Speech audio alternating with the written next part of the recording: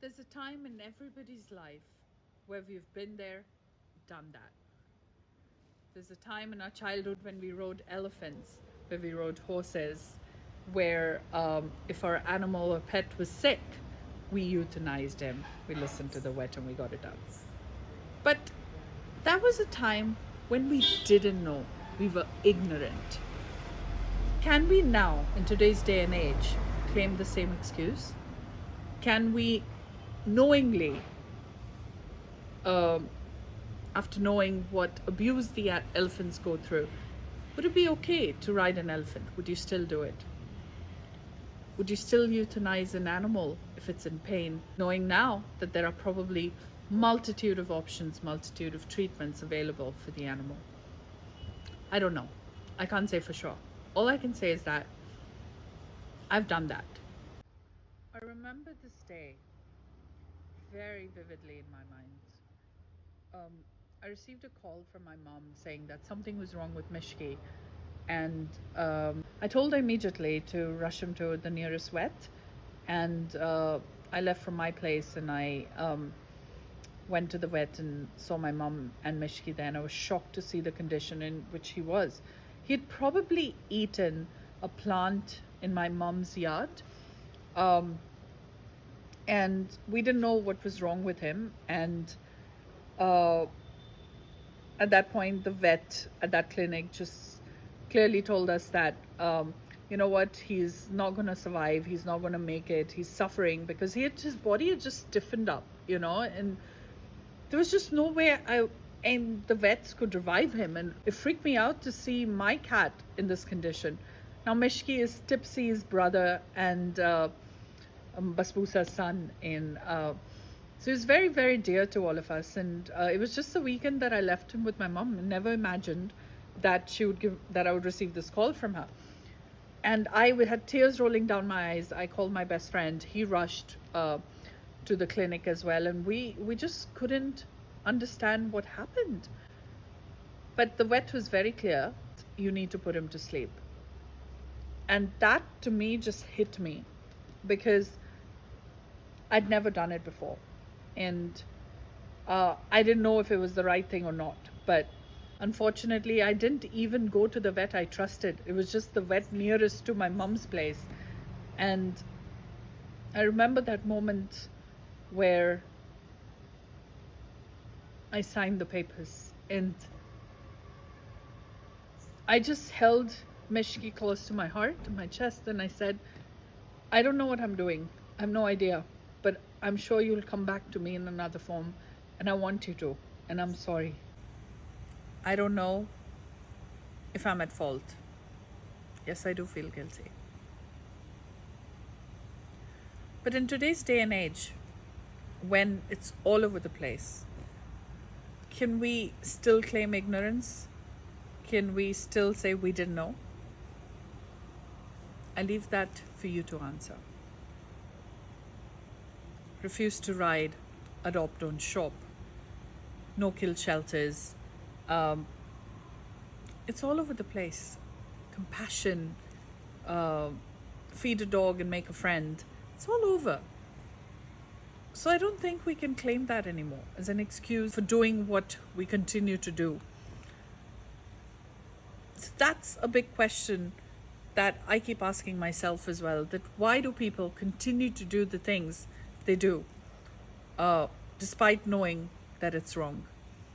I'm specifically referring to situations that comprise of animals, include animals. And most recently, there's been a lot of buzz in the city of Jaipur about an animal NGO that has been engaging in PTS, which is euthanasia, and how the director would like to refer to it as mercy killing.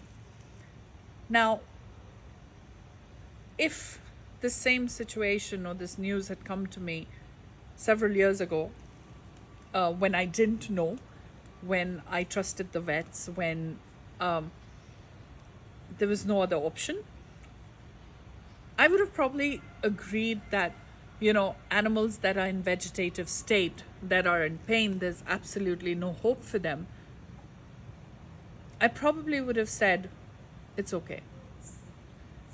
But bear in mind, I'm referring to a time where we really didn't know, where we were told and we believed and we didn't question. But we question everything in today's world. And today's generation does that. So then why can't we question the notion of euthanasia? Why can't we question it? Why can't we debate it? Why can't we understand that we are not God? We didn't give these animals life, and we're no one to take their life either. You would now want to know if I'm totally against euthanasia. And it's a question that I ask myself every day, because I worked at the shelter and I've seen conditions of the animals where I felt like they shouldn't suffer anymore. But the other side of me said that no, they deserve to live, they deserve a chance. And that's when I read a lot about euthanasia. I did a lot of research about different diseases and different conditions of the animals that they suffer from. And I realized that there is, if we try, light at the end of the tunnel. And you won't believe it. There have been such miracles that I have experienced and witnessed in front of me. Jasmine is one of them. Every vet that saw her at the animal shelter said that she needs to be put down. Jasmine and I had a special connect. I don't know whether it was the fact that the student group brought Jasmine first to my house after she was hit by a truck or the vehicle that hit her. I have no idea. But I decided to take my chances and give Jasmine a new lease on life, if that were her, her destiny. And sure enough, it was. I chose not to put her down. I chose not to go the euthanasia route, as I did for Mishki, because now I knew there were options. I took her to a different vet. I took her every day for physiotherapy, and within 2 months, she was on her feet, giving me lots of cuddles and licks, and that moment was special. I'm so glad that I didn't listen to the vets this time. She's just one story. There have been so many. And this is why I now am against euthanasia. And yes, it's challenging to run a shelter. I completely agree, because people decide not to adopt from shelters, but to buy instead. And that does take a toll. That stresses the shelter and everything. I completely understand. But the question is, before euthanizing animals, are these shelters trying? Are they giving the animal a chance? Are they trying to find other ways out? And from what I hear, they did not. And there's no way for me to know for sure, of course. But when so many people come and tell me, people who've seen it, people who've witnessed it, people who volunteer, people who are taking their animals there and taking stray animals and leaving them there, and their animals are ending up dead when they're just going in with a fractured limb, and the next day they're found dead. It's heartbreaking.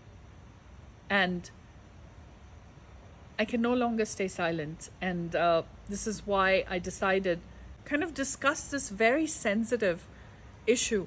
Because obviously it's one issue that divides the animal lover community. There are people who say that, animals shouldn't suffer, and if you make them suffer, you're not an animal lover, you're evil, and all sorts of things. All I know is that I have seen and witnessed miracles. Yes, there are some animals, probably there's no return for them. But tumors and heart disease, kidney failures, whatever, these conditions do not deserve to be put down. The animals with these conditions do not deserve to be put down. We have to try. We have to try to find them another vet, a second opinion. We have to try to move them to other shelters. We have to try to find them foster homes. My question to this animal shelter is, did you try? And how long for?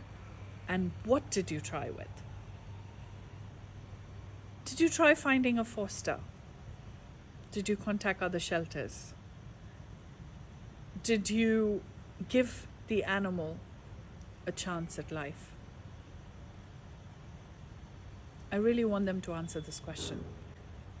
I'm not here to criticize the organization, because I know the city deserves every NGO that gets set up to save animals, because we have no place to take them if it weren't for these organizations.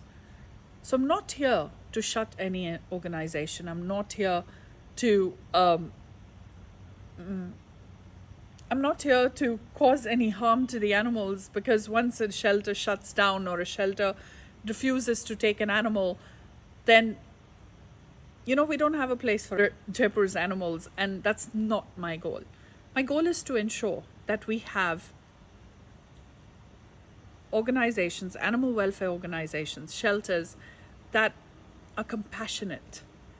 When they actually say that they're serving animals, that they actually are. They're using the funds from the public in a very effective way, and not to kill animals, not to make room for more animals. If you don't have space, then, like I said, collaborate with other organizations and support other organizations.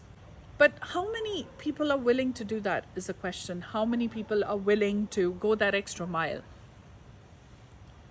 And are we willing to ensure that we don't take away an opportunity that an animal could have at life? I'll leave you with that thought.